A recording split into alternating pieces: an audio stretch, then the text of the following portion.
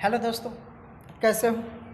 उम्मीद करता हूँ कि आप सब बेहतरीन होंगे। ठीक है, तो इससे पहले प्रीवियस सेशन में हमने कई सारी बात करी है, जिसके ऊपर हमने डीएनए रेप्लिकेशन देखा। ठीक है, बेसिक के ऊपर भी बहुत सारी बात करी हमने। उसके बाद हमने बात करी टाइप्स ऑफ डीएनए रेप्लिकेशन। ठीक है, उसके ऊपर भी हमने बहुत सारी बात करी। तो आज का हमारा सेशन है जिसके ऊपर हम बात करेंगे mechanism of semi conservative DNA replication. लेकिन ये स्टार्ट करने से पहले मैं नहीं चाहता था कि आपका कुछ पोर्शन मिस हो जाए, इसीलिए हम इसके ऊपर बात करेंगे। आज पार्ट नंबर फर्स्ट है हमारा। ठीक है, mechanism of semi conservative DNA replication का पार्ट नंबर फर्स्ट है। तो ठीक है, आज का सेशन स्टार्ट करने के पहले मैं बहुत सारी बातें आपसे डिस्कस करना चाहता हूँ। ठीक है, जैसे कि आप सभी के कॉलेज स्टार्ट हो चुके हैं। ठीक है, अपने टीचर लोगों का मान सम्मान कीजिए। ठीक है, बहुत कुछ होता है उनसे सीखने का। ठीक है, और उनसे सीखकर अपने लाइफ में एक बेहतरीन इंसान बनने का प्रयास करें। ठीक है, बेहतरीन इंसान बनने का प्रयास करें। ठीक, उनके पास ज्ञान का बहुत सारा भंडार होता है, वो थोड़ा सा लेकर आप भी अपना जीवन जो होता है सफल कर लीजिएगा। तो ठीक है, फिर स्टार्ट करते हैं आज के हमारे सेशन के ऊपर। ठीक है, इसके पहले हमने डीएनए रेप्लिकेशन देखा, उस पर बहुत सारी बातें करी। उसके बाद टाइप्स ऑफ डीएनए रेप्लिकेशन देखा। यदि आपके वो दोनों सेशन कंप्लीट है तो आप चाहे तो इस सेशन को स्किप भी कर सकते हैं। ठीक है, इस सेशन को जी हाँ स्किप भी कर सकते हैं। ठीक है, लेकिन मैं तो ऐसा सजेस्ट करना चाहूँगा, क्योंकि आप जब mechanism of semi conservative DNA replication, जिस एंजाइम का उसमें रोल होता है, हेलिकेज, टॉपॉइसोमरेज, आरएनए प्राइमर, डीएनए लाइकेज, जोकोसा के फ्रैगमेंट, तो ये सारी बातें जब हम उसमें डिस्कस करेंगे तो सीधा उस पर स्विच ना करें, बेसिक देख कर ही आइए। ठीक है, ठीक है। तो देखो, फिर 12th एनसीईआरटी का जो हमारा टॉपिक चल रहा है molecular basis of inheritance in कुछ दिनों से, तो वो हम उस पर हैं हम। ठीक है, फिर ये जो है ये हम अपकमिंग सेशन के ऊपर इस पर बात करेंगे, जो है हमारे डीएनए रेप्लिकेशन से रिलेटेड ये नंबर्स ऑफ एंजाइम, इसमें इन्वॉल्वमेंट है, किस एंजाइम का क्या रोल होता है, एक मूवी के समान देखेंगे, लाइक अ ब्यूटीफुल स्टोरी, एक ब्यूटीफुल स्टोरी के समान देखेंगे, एक कहानी के समान देखेंगे। जिस तरीके से हम मूवी देखते हैं सेम उसी तरह देखेंगे, क्योंकि आपको कॉन्सेप्ट समझ में आए, यही मेरा मकसद है। और यही इसीलिए मैं आप लोगों के सामने खड़ा हूँ। ठीक है, आप लोगों के सामने यही प्रयास करता हूँ हमेशा। तो ठीक है, तो देखो, फिर आज के हमारे मेन पॉइंट पे स्विच करते हैं। तो जेनेटिक्स पे है हमारा already principle of inheritance and variation topic खत्म हो चुका है। ठीक है, फिर उसके बाद हमने मॉलिक्यूलर बेस ऑफ इनहेरिटेंस के ऊपर स्विच करा है। ठीक है, और उसके ऊपर हम सेशन नंबर 10 पर है आज। ठीक है, और आज के सेशन का टाइटल है हमारा mechanism of semi conservative DNA replication. इसके मैकेनिज्म को देख रहे तो उसमें का पार्ट नंबर फर्स्ट है, क्योंकि काफ़ी लंबा वीडियो बनता था। मैं एंजाइम का भी इसमें ऐड करूँ तो काफ़ी बेहतरीन लंबा वीडियो बनता था। देखिए, आज का ही वीडियो मुझे 10 या 15 मिनट में लेना था, लेकिन इसके पहले एक बार रिकॉर्डिंग की, वो बना 35 मिनट का ठीक है, 35 मिनट्स का बना था, तो डिलीट करना पड़ा। तो ठीक ऐसा होता है, बेसिक ही बातें करनी होती है आपसे 10 या 15 मिनट में, लेकिन वीडियो काफ़ी लंबा बन जाता है। तो सोचिए, जब एंजाइम इसमें ऐड करें तो वो आपको क्लैरिफिकेशन देने के लिए, एक्सप्लेनेशन देने के लिए वो भी काफ़ी लंबा ही बनता था। ठीक है, तो इसीलिए पार्ट नंबर फर्स्ट। ठीक है, और अपकमिंग जो बात आएंगे वो पार्ट नंबर सेकंड होगा, वो सबसे बेहतरीन होगा। ठीक है, उसमें एंजाइम के रोल के बारे में हम सारी बातें करेंगे। तो ठीक है, मेरा नाम तो पता ही है आपको, हरी राठौड़, एमएससी बॉटनी स्टूडेंट। तो ठीक है, मैं एक मेरी पर्सनल फीलिंग आपसे शेयर करना चाहता था, जो मैंने इन शॉर्ट में आपको बताने का प्रयास भी करा है। तो ठीक है, मैं देवगिरी कॉलेज ऑफ औरंगाबाद से हूँ, एमएससी बॉटनी चल रही है मेरी सेकंड ईयर। ठीक है, एक स्टूडेंट ही हूँ। और रही बात मेरी, तो छोड़िए आप। ठीक है, आप भी कहीं ना कहीं के स्टूडेंट होंगे। ठीक है, किसी ना किसी कॉलेज के स्टूडेंट होंगे, आप भी किसी ना किसी इंसान को अपने आइडियल मानते होंगे, टीचर को। ठीक है, तो उनका मान सम्मान कीजिए, ऐसे नहीं कि जिसको आप आइडियल मानते हैं उसी का मान सम्मान कीजिए। टीचर टीचर होता है, टीचर सभी टीचर लोगों का मान सम्मान कीजिए। ठीक है, प्यार से आदर से उनसे बात करिए, क्योंकि उनके पास इतना सारा ज्ञान का भंडार होता है, थोड़ा सा भी लेकर आप यदि पी लेते हो तो आपके जीवन का सफल हो जाएगा। ठीक है, जीवन सफल हो जाएगा, और एक अच्छा बेहतरीन इंसान बनने का प्रयास करें अपने लाइफ में। ठीक है, इंसान तो बहुत सारे भरे पड़े हुए, लेकिन एक बेहतरीन इंसान बनने का प्रयास करें। तो ठीक है, एक मेरी पर्सनल ओपिनियन आप लोगों के सामने रखना चाहता था, सो रख दिए। तो ठीक है, फिर से मैं एक बार रिकॉल कर दूँ आपको।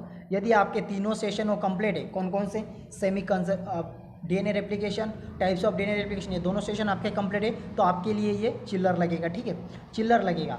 और इसमें भी कई बातें, ये एनसीईआरटी की लाइन है, जिसके पीछे मैंने हमेशा एक बात कही है आपको, कि एनसीईआरटी के लाइन के पीछे एक ब्यूटीफुल स्टोरी छुपी होती है। वही हम जानने का प्रयास करते हैं इस प्लेटफॉर्म से। जब से आप ज्वाइन हुए, कोई डजेंट मैटर नहीं, आप इस चैनल को लाइक करते, सब्सक्राइब करते, ठीक है, कोई डजेंट मैटर, सिर्फ आपके पास हमारे कंटेंट आ रहे हैं तो मैं भाग्यशाली हूँ कि मैं आपके लिए कुछ कर पा रहा हूँ। ठीक है, और मैं हमेशा डॉक्टर जितेंद्र सिंह सर का स्टूडेंट हूँ बायोमेंटर्स क्लासेस ऑनलाइन का। तो ठीक है, आप लोगों के लिए एक छोटी सी सहायता के लिए मैं भी इस प्लेटफॉर्म से कनेक्ट हो गया कुछ दिनों से।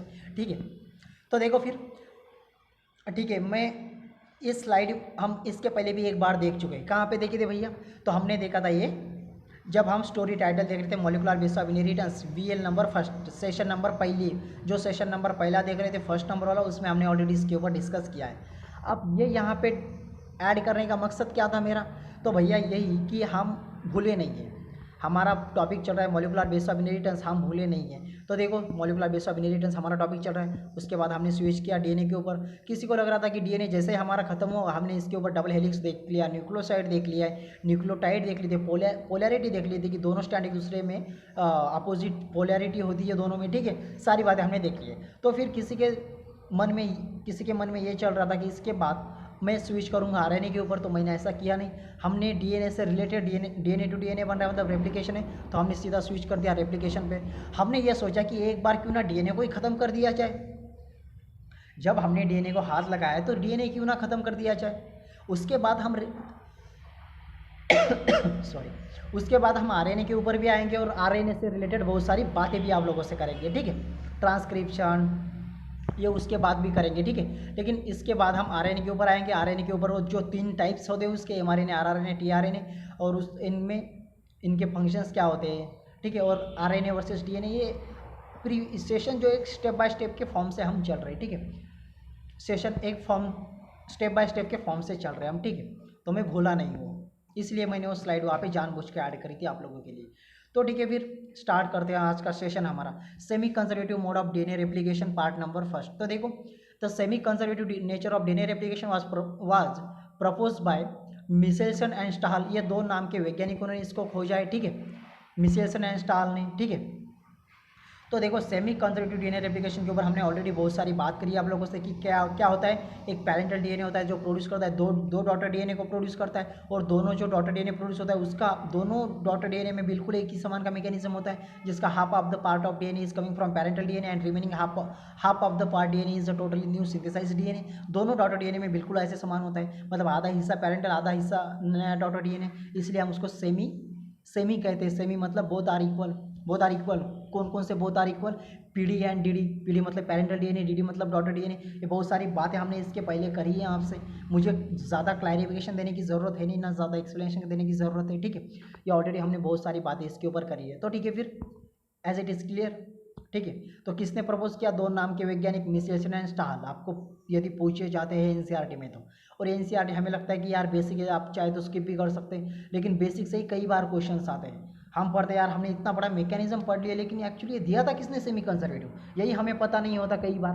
तो ऐसा आपके साथ ना हो, इसलिए मैं तो इस प्लेटफॉर्म से कोई कॉम्प्रोमाइज़ नहीं करना चाहता। मेरा काम है, आप लोग हमारे पास आए, उम्मीद से आए, तो ठीक है, मेरा काम है आपको पूरा कंटेंट देने का। ठीक है, पूरा कंटेंट देने का मेरा आपको यही काम बनता है मेरा। ठीक है, तो ठीक है, फिर in 1958 in E coli with the use of heavy isotopes of nitrogen N15। तो देखो ये कहानी समझने के लिए, इस स्टेटमेंट के पीछे की जो कहानी है ये समझने के लिए हम थोड़ा इसके बाहर जाएंगे। तो देखो भैया, मॉलिक्यूलर बेसिस ऑफ इनहेरिटेंस, ये जो हमारा टॉपिक चल रहा है, जी हाँ बिल्कुल सही है। इसमें एक पॉइंट आएगा DNA act as genetic material, बिल्कुल सही है।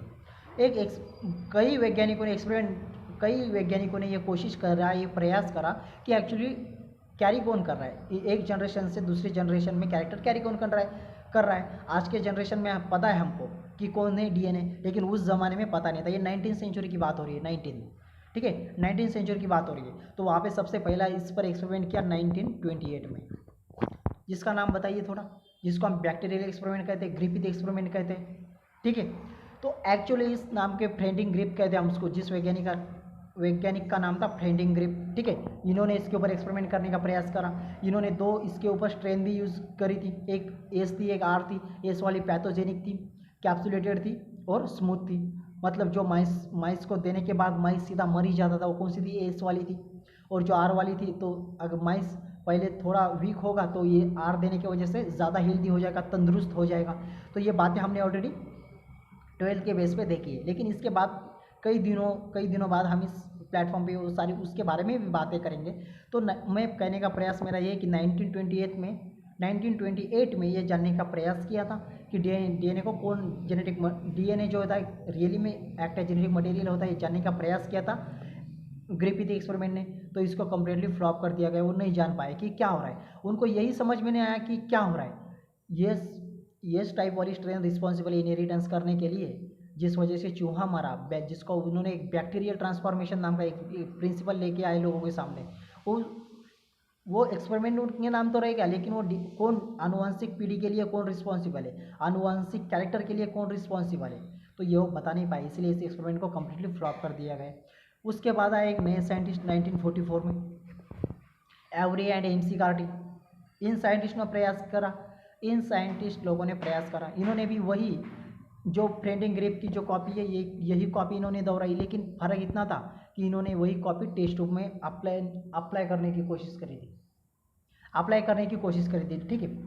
तो एक्चुअली ये भी नहीं समझ में पाए, यही समझ ना पाए कि प्रोटीन है, कार्बोहाइड्रेट्स है, लिपिड्स है, या एस वाली स्ट्रेन है, आर वाली स्ट्रेन है, तो इसीलिए इनका भी एक्सपेरिमेंट कम्प्लीटली फ्लॉप कर दिया गया। फिर उसके बाद में आए सबसे भयानक वैज्ञानिक हर्शी एंड चेस। वो इसलिए भयानक थे क्योंकि उन दोनों ने इन्होंने क्या करा, हर्शी एंड चेस, इन दो अलग अलग नाम के वैज्ञानिकों ने क्या करा, ये इसके ऊपर काम करने के पहले एक होशियार आदमी क्या करता है, एक समझदार इंसान क्या करता है, जो गलती कुछ लोगों से हुई है वो दोबारा नहीं करता, उनसे कुछ सीखता है, उनसे कुछ सीख लेता है। तो इन्होंने क्या करा, ग्रिफिथ का एक्सपेरिमेंट और एवरी एंड एमसी का दोनों के एक्सपेरिमेंट को डीपली समझने का प्रयास करा और खुद का प्रिंसिपल लेके आए 1952 में, ठीक है। 1952 में खुद का तो एक्सपेरिमेंट लेके आए और उन्होंने यहाँ पे एक हेवी आइसोटोप भी यूज़ करा था, जिसको हमने कहा था फॉस्फरस के लिए, उन्होंने डीएनए के लिए फॉस्फरस यूज़ करा था, ठीक है। और उन्होंने प्रोटीन के लिए सल्फर यूज़ करा था, ठीक है, सल्फर यूज़ करा था। ये दो आइसोटोप्स उन्होंने वहाँ पर लिए थे और उस वजह से उन्होंने लोगों को बता दिया कि DNA act as genetic material. Overall एक मैकेनिज्म है, अपने आप में बहुत बढ़िया मैकेनिज्म है। जब हम स्विच करेंगे DNA act as genetic material, उसके ऊपर ये तीनों एक्सपेरिमेंट के ऊपर हम बहुत डीप और डिटेल बात करेंगे और वहाँ पर क्लैरिफिकेशन के साथ भी बात करेंगे, तो ठीक है।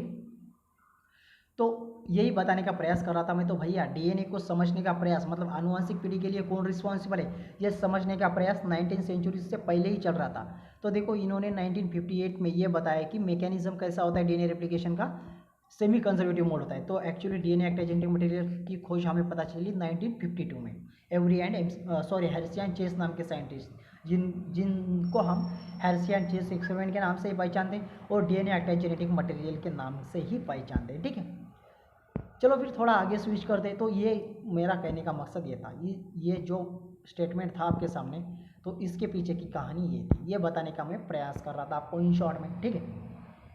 तो देखो it is a most common mode of DNA replication, बिल्कुल सही। इसके ऊपर हमने बेसिक सेशन के ऊपर ही बहुत सारी बात करी है, क्योंकि ये सबसे इंपॉर्टेंट होता है, सबसे मेन होता है। क्यों यूनिवर्स ने इसको ही हमारे बॉडी में एक ऐप के समान डाउनलोड कर दिया, ऐप के समान हमारी बॉडी में इंसर्ट कर दिया कि भैया हमारे अब हमसे जो हमारे संतान प्रोड्यूस होंगे उनमें कैसा डीएनए रेप्लिकेशन, मतलब कैसा डीएनए सिंथेसाइज होगा, सेमी कंजर्वेटिव मोड से ही सिंथेसाइज होगा।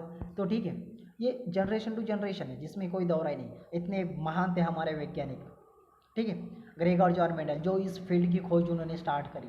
इनिशियल तो स्टेज उन्हीं को जाता है, इनिशियल क्रेडिट उन्हीं को जाता है। लेकिन दुर्भाग्य की बात यही है कि हमने बहुत सारी बात करी है principle of inheritance and variation पर ग्रेगर जॉन मेंडल साहब से रिलेटेड, क्योंकि उनके जीवन कार्य में जब वो जिंदा थे उस टाइम पर उनको इसका क्रेडिट कुछ भी नहीं मिला। आज हमें पता है कि ग्रेगर जॉन मेंडल साहब कितने बड़े इंसान थे, कितने ग्रेट इंसान थे, ठीक है। तो it is a takes place in the nucleus, बिल्कुल सही है। हमने न्यूक्लियस के ऊपर भी बात करी जब हमने एक डीएनए रेप्लिकेशन का एक बेसिक सेशन लेकर आए थे, वहाँ पर हमने लोकेशन की बात करी थी। यदि ये जो रेप्लिकेशन होती है डीएनए रेप्लिकेशन, डीएनए कहाँ पे होता है, न्यूक्लियस के भीतर होता है। न्यूक्लियस के भीतर जेनेटिक मटेरियल होता है, तो एक सेल होती है, सेल के भीतर न्यूक्लियस होता है और न्यूक्लियस के भीतर डीएनए होता है, न्यूक्लियस के भीतर डीएनए होता है और डीएनए के भीतर डीएनए रेप्लिकेशन, मतलब ये होना इनसाइड ए न्यूक्लियस। और यदि बात करें हम प्रोकैरियोटिक सेल की, प्रोकैरियोटिक सेल के बारे में हमने कहा था वहाँ पे न्यूक्लियस नहीं होता, तो वहाँ पे कहाँ पर होगा, साइटोप्लाज्म के भीतर होगा, ठीक है। सॉरी, वहाँ पर साइटोप्लाज्म के भीतर होगा ये, ठीक है। ये बातें हमने बेसिक सेशन में ही करी है। और देखो यूकोरियोटिक सेल ड्यूरिंग ये स्टेज, देखो, it takes place in the nucleus of eukaryotic cell during S phase of the cell cycle की एज फेज में होगी। देखा है हमने डीएनए रेप्लिकेशन के एज फेज में डीएनए रेप्लिकेशन होता है, ठीक है, सेल डिवीजन के दौरान एज फेज में होता है। ये सारी बातें हमने बेसिक सेशन में कर ली है आप लोगों के सामने, लेकिन फिर भी कुछ बातें इसमें की मिसिंग है। वो कौन सी मिसिंग है वो आपको पहचानना है, ठीक है। मैं नहीं बताऊंगा, इतना क्लैरिफिकेशन मैं नहीं दे सकता, ठीक है। वो आपको पहचानना है, क्योंकि ये सेशन लेकर आने की ज़रूरत क्यों पड़ी, ठीक है। और कहानी भी समझने का बाकी था। हमारा डीएनए टेम्पलेट होता है तो क्यों होता है भैया, ये सारी बातें थी, तो ये एक क्लैरिफिकेशन के फॉर्म से मैं आप लोगों के सामने लेके आया हूँ, ठीक है। During a replication the 2 strands of a parental DNA is separate. देखिए, ये स्टेटमेंट समझने का हम प्रयास करेंगे। देखिए, हमने डीएनए रेप्लिकेशन को डिफाइन करते समय कुछ इसी तरीके से करा है। तीनों में ये बात कॉमन है, लेकिन इसके मोड अलग अलग है, ठीक है। मानते हो यहाँ तक तो सेम है, ठीक है। तो देखो क्या कहते हो, during DNA replication the 2 strands of parental DNA separate. तो देखो पैरेंटल डीएनए दोनों स्ट्रैंड अपने आप में सेपरेट हो गए। मान लो ये एक स्टैंड है और ये एक स्टैंड है, और ये जो इसके साथ ये आधा हिस्सा है ये नया सिंथेसाइज डीएनए, ऐसा मान लो। तो देखो ये बात, ये इसका एक्सप्लेनेशन है, ठीक है। During the replication the 2 strands of parental DNA separate, दोनों सेपरेट हो जाती है, बिल्कुल दोहराई नहीं है। चलते आगे, यहाँ तक तो यहाँ तक ही हमें समझ आता है। उसके आगे चलते, ये separate strand then act as a template DNA, बिल्कुल सही। अब ये समझने का थोड़ा प्रयास करें। तो देखो, जस्ट अ मिनट। तो देखो जैसे कि हमने अभी आप लोगों से बात करा, तो भैया ये है हमारा पैरेंटल डीएनए पीडी, ठीक है।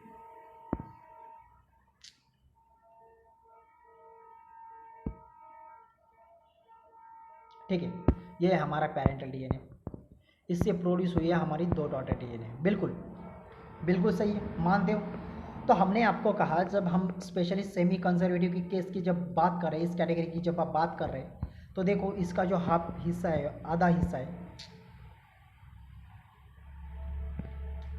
इसका जो ये हाफ हिस्सा है, ठीक है, half of the part of the DNA is coming from parental DNA.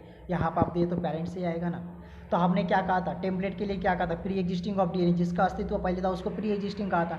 पहले पेरेंट होते या संतान होते, पहले पेरेंट होते, तो जिसका अस्तित्व पहले था उसको हमने टेम्पलेट कह दिया था। तो parental DNA act as a template DNA, मानते हो, वही है। और टेम्पलेट डीएनए को रीड करके नया बन रहा है। तो देखो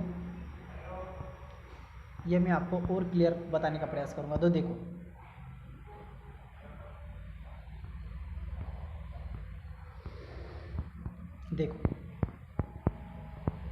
पीडी पैरेंटल डीएनए ने क्या करा, 2 स्टैंडे प्रोड्यूस करा, ठीक है, 2 स्टैंडर्ड्स प्रोड्यूस करा, जिसको हम डॉटर डीएनए कह रहे हैं, ठीक है। पैरेंटल प्रोड्यूस 2 डॉटर डीएनए, तो इसको हम कहते हैं डीएनए रेप्लिकेशन, मतलब डीआर प्रोसेस, ठीक है, मानते हो, क्लियर है। तो देखो अब क्या होता है, 2 डॉटर डीएनए का जो आधा हिस्सा होता है ये होता है पैरेंटल डीएनए को रीड करेगा, ये इससे आएगा, जिसको हम पीडी, मतलब जिसको हम पैरेंटल डीएनए कह रहे थे। Half of the part is coming from parental DNA and half of the part is a totally new synthesized DNA. तो न्यू सिंथेसाइज्ड डीएनए हम इस तरीके से इंडिकेट करेंगे, ये कंप्लीट नया है। तो ये पीडी को रीड करके नया बन रहा है। तो PD act as a template DNA, ये क्या करेगा, एक्ट करेगा टेम्पलेट डीएनए को। और टेम्पलेट डीएनए को पैरेंटल डीएनए को या ओल्ड डीएनए को, बात एक ही होती है। और जो आपके साथ नया सिंथेसाइज डीएनए हो रहा है उसको न्यू सिंथेसाइज डीएनए को या डॉटर डीएनए को, ठीक है, बात एक ही होती है। तो ये मैं समझाने का प्रयास कर रहा था, और दोनों में ये समान होता है, ठीक है। Half of the part of DNA is coming from parental DNA and remaining half of the part DNA is coming from daughter DNA. ये दोनों बातें इसमें बिल्कुल दोनों डॉटर डीएनए में समान होती है, ठीक है। तो ये मैं समझाने का आपको प्रयास कर रहा था। ये सारी बातें हमने ऑलरेडी करी है आप लोगों के सामने। The daughter DNA from the content, जो 2 डॉटर डीएनए बन रहे, ये पेरेंट से प्रोड्यूस 2 डॉटर डीएनए, इसके भीतर क्या mechanism, half of the older stand, इसका जो आधा हिस्सा होता है ओल्डर स्टैंड है, मतलब पैरेंटल डीएनए, ये पैरेंटल डीएनए को शो करेगा। और जो रिमेनिंग पोर्शन है, half of the part of DNA is coming from new synthesized DNA, जिसको हमने डीडी कहा था और इसको हमने पीडी कहा था। दोनों 50-50% होते हैं, मतलब सेमी कंजर्वेटिव मोड ऑफ, दोनों में ऐसा होता है, तो इसीलिए हम इसको semi conservative mode of DNA replication कहते हैं। ये ऑलरेडी हमने बहुत सारी बातें इसके ऊपर आपसे करी है, ठीक है। तो देखो आधा हिस्सा पीडी होता है, मतलब पैरेंटल डीएनए होता है, और एक नया सिंथेसाइज्ड डीएनए होता है जिसको हम डॉटर डीएनए कहते हैं। Hence is called as semi conservative DNA replication. तो ठीक है, semi conservative mode of DNA replication पढ़ाते समय हमने आपसे बात करी कि जब हम 8 या 10th के भीतर थे, इस क्लास के पीरियड के भीतर थे, तब हमें एक सब्जेक्ट दिया था, ठीक है, एट या 10th आप सेमी इंग्लिश से पढ़ते थे तो वहाँ पे क्या होता था, हमारे सिलेबस के जो कुछ सब्जेक्ट थे आधे मराठी में होते थे आधे इंग्लिश में होते।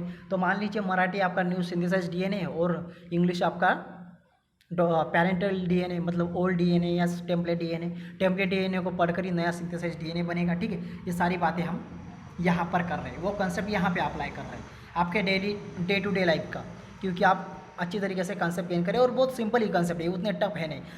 ठीक है, चलते आगे। The replication start at a specific point is called origin of replication. बिल्कुल सही, हमने कहा कि रेप्लिकेशन जिस जगह से स्टार्ट हो रही है उस जगह को हमने ओरी कह दिया था, मतलब ओरिजिन ऑफ रेप्लिकेशन कहा था, जिसको हमने थीटा से इंडिकेट करा था। इसके ऊपर भी हमने बातें करी है। और एक बात करी थी, यूकैरियोटिक सेल के केस में बात करें तो मल्टी ओरिजिनेटेड स्पेस होते हैं, मतलब बहुत सारी जगह से रेप्लिकेशन हो सकता है, मतलब बहुत सारे ओरिजिन ऑफ रेप्लिकेशन होते हैं। लेकिन स्पेशली यूकैरियोटिक सेल की बात करें तो सिर्फ ओनली एक ही ओरिजिन ऑफ रेप्लिकेशन होता है। ऑलरेडी हमने बात करी है, लेकिन ये मिसिंग सेशन था। ठीक है, ये मिसिंग था, ये मिसिंग बात थी कि it takes place from 5' to 3'। DNA replication की जो साइड होती है हमेशा 5' to 3' ही होती है। अब ये समझाने का प्रयास मैं करूँ तो इस तरीके से करना चाहूँ, एक मिनट देखो, ये हमारा पैरेंटल डीएनए, बस थोड़ा ज़्यादा ही टच पकड़ रहा है ये। ठीक है, ये हमारा पैरेंटल डीएनए, इससे बना दो नए सिंथेसाइज डीएनए। ठीक है, लेकिन तो देखो ये हमारा पीडी और ये दोनों है हमारे डीडी। ठीक है, बिल्कुल। अब इसका जो आधा हिस्सा है, हमने कहा कि इस कमिंग फ्रॉम पैरेंटल डीएनए, लेकिन इसका जो अब रिमेनिंग आधा हिस्सा है जो हम ब्लू से इंडिकेट कर रहे हैं, तो इसका जो आधा हिस्सा है तो इसकी डायरेक्शन हमेशा 5' to 3' होगी। ये कौन सा है, न्यू सिंथेसाइज डीएनए। ठीक है, ये न्यू सिंथेसाइज डीएनए तो ऐसा कहने का काम कर रहा है। It takes place from 5' to 3' direction. इसकी डायरेक्शन जो नया सिंथेसाइज डीएनए होगा उसकी डायरेक्शन क्या होगी, 5' to 3' होगी। इन शॉर्ट इतना याद रखें। The synthesis of new DNA stands occurs in this direction. इस डायरेक्शन से ही नया सिंथेसाइज डीएनए बनेगा, यही कहने का वो प्रयास कर रहा है। जो नया सिंथेसाइज डीएनए स्टैंड बनेगा इसी स्टैंड से बनेगा। Both the strands of DNA are act as a template DNA. बिल्कुल सही है। अब ये समझने का प्रयास करिए, ये पीडीए पैरेंटल डीएनए, अब ये दोनों है पैरेंटल डीएनए, यहाँ से आए, लेकिन इसको सिंथेसाइज करके जो नया डीएनए स्टैंड बनेगा भैया, ये तो इस ब्लू को रीड कर ही रेड बनेगा। मतलब हमने ऑलरेडी आपके सामने जो ब्लू है जिसको हमने parental DNA template DNA old DNA कहा है, इसको रीड करके नया बनेगा, मतलब रेड वाला इसको रीड करके बनेगा। ठीक है, दोनों में, इसलिए आधा हिस्सा पैरेंटल वाला और आधा हिस्सा नया सिंथेसाइज डॉटर वाला, इसलिए इसको सेमी कंजर्वेटिव कहते हैं। और इसमें number of enzymes are recorded for this process या फॉर दिस रेप्लिकेशन। इसमें बहुत सारे नंबर्स, बहुत सारे एंजाइम्स का इसमें क्या होता है, इन्वॉल्वमेंट होता है, बहुत सारे एंजाइम का इसमें रोल होता है, इंपॉर्टेंट रोल प्ले करते हैं। ये हम एक ब्यूटीफुल स्टोरी के समान देखेंगे, एक ब्यूटीफुल स्टोरी के समान देखेंगे, जिस तरीके से हम मूवी देखते हैं और कभी भूलते ही नहीं है। ठीक है, मूवी कैसे हम बहुत अटेंशन से देखते हैं, लाइक सेम उसी तरीके से हम इसको देखेंगे कि हमारे पास एक मैकेनिज्म ऑफ डीएनए रेप्लिकेशन नाम का एक पिक्चर है, हमारे पास एक मूवी है, उसमें कौन कौन किरदार है, कौन कौन आर्टिस्ट है, कौन कौन क्या रोल प्ले कर रहे हैं, कौन कौन से एंजाइम क्या रोल प्ले कर रहे हैं। डीएनए लाइगेज हमारा हीरो है, ओकाज़ाकी फ्रैगमेंट हमारे विलन है, हमारे पास हीरोइन कौन है और कौन कौन से साइड रोल प्ले कर रहे हैं। बहुत सारे आर्टिस्ट के बारे में हम बात करेंगे, मतलब आर्टिस्ट मतलब एंजाइम के ऊपर बात करेंगे, अपकमिंग सेशन पर हम बात करेंगे। ठीक है, और थोड़ा यहाँ पे गौर कर लीजिए। तो देखो ये होता है, देखो इन एक आइडिया दूँ मैं, तो देखो ये नया सिंथेसाइज डीएनए बन रहा है क्या, ये नया सिंथेसाइज डीएनए बन रहा है। तो इसकी डायरेक्शन देखिए क्या है, 5' to 3' डायरेक्शन है इसकी, 5' to 3' डायरेक्शन है इसकी भी देखिए, यहाँ पे 5' और यहाँ पे 3'। यहाँ पे 5 है तो यहाँ पे 3 होगा, यहाँ पे 3 है तो वहाँ पर 5 होगा। हमेशा both strand are opposite to each other, दोनों स्टैंड एक दूसरे के अपोजिट होते हैं। ये एक उस समान का उस दौरान का एक मैकेनिज्म है। ठीक है, तो फिर क्या कह सकते हैं जाते जाते, कॉलेज जाइए, टीचरों का मान सम्मान कीजिए, कॉलेज का लुत्फ़ उठाइए, कॉलेज के इन्वायरमेंट में मैच होने का प्रयास करें। ठीक है, और अपने आप को बेहतरीन बनाते रहिए, कोविड से बचते रहिए, और बहुत जल्द मुलाकात होगी अगले सेशन के साथ। तो थोड़ा बात कर ले अगले सेशन के ऊपर। हमारा अपकमिंग सेशन है mechanism of semi conservative DNA replication. आज का ही वही था, लेकिन पार्ट फर्स्ट आज हमने डिस्कस कर लिया, पार्ट सेकंड अपकमिंग सेशन के ऊपर बात करेंगे। और मेरे बारे में पता है आपको, मैं हरी राठौड़ MSc बॉटनी स्टूडेंट हूँ। ठीक है, और ये हमारी पिक्चर है। ठीक है, ये पिक्चर का ट्रेलर है, इसके ऊपर हम पूरी पिक्चर बनाएंगे। ठीक है, पूरी पिक्चर बनाएंगे अपकमिंग सेशन के ऊपर। ठीक है, और ये कुछ एक्टर्स, हमारे एक्टर्स के ओवरव्यू लिस्ट तो बता दी मैंने एक्टर्स लोगों की आपको, ठीक है। अब किसका क्या किरदार है ट्रेलर में आपको पता चल गया 3 सेशन से। मैं तो कहता हूँ सिर्फ ट्रेलर ही नहीं, आपको 75% मूवीज़ ऑलरेडी पता चल चुकी है, ठीक है। डीएनए रेप्लिकेशन नाम की जो हमारी मूवी चल रही है कुछ दिनों से, इसके बारे में आपको 75%, मोर देन 75% ज़्यादा जानकारी आपको मिल चुकी है, ठीक है। तो सिर्फ आप एक प्रॉपर आइडिया बताना बाकी है इसके ऊपर। तो अपकमिंग सेशन के ऊपर हम वो इसके ऊपर बहुत सारी बातें करेंगे, ठीक है। तो कॉलेज का लुत्फ़ उठाइए, कॉलेज के वातावरण से मैच होइए, ठीक है। और 1.5 साल के बाद कॉलेज जा रहे हैं तो मेंटली स्ट्रांग चाहिए। मुझे पता है कि कुछ स्टूडेंट मेंटली तान तनाव से भी गुजर रहे हैं। जो टीचर कंसेप्ट पढ़ा रहे फास्टली समझ में नहीं पा रहे, क्योंकि 1.5 साल का गैप था, बहुत बड़ा गैप है ये, ठीक है। बहुत बड़ा चेंजेस है अपने आप में। तो कुछ देर बाद थोड़ा अपने आप को थोड़ा वक्त दीजिए, ज़रूर जगह पे आएंगे आप, ठीक है। और सब कुछ पहले जैसा हो जाएगा, ठीक है, दिन से दिन, ठीक है। फिर मिलते हैं, टेक केयर, बाय बाय। अगले सेशन में फिर एक बार मुलाकात होगी mechanism of semi conservative DNA replication part number 2 के साथ। तब तक के लिए अपना ख्याल रखिए, कोविड से बचते रहिए। कॉलेज में जाते दौरान भी अपने मुंह पर मास्क हमेशा लगा के रहिए, और टीचर लोग क्या बताते हैं वो गेन करने का प्रयास करें, क्योंकि हम तो बहुत लकी है कि बहुत अच्छे टीचर्स हैं आपको भी महाराष्ट्र में। ओवरऑल टीचर्स, सिर्फ महाराष्ट्र की बात नहीं, कई की भी बात करें, टीचर्स बहुत अच्छे होते हैं, बहुत सारा ज्ञान का भंडार होता है उनके पास। सिर्फ उनके रिस्पेक्ट कीजिए, नहीं समझ आता है तो फिर से पूछने का प्रयास करें, ना कोई हंसेगा ना कुछ, ये बातें मन से निकाल लीजिएगा। तो ठीक है, फिर चलते हैं अगले सेशन पर और मिलेंगे बहुत जल्द अगले सेशन के साथ। Take care, bye bye.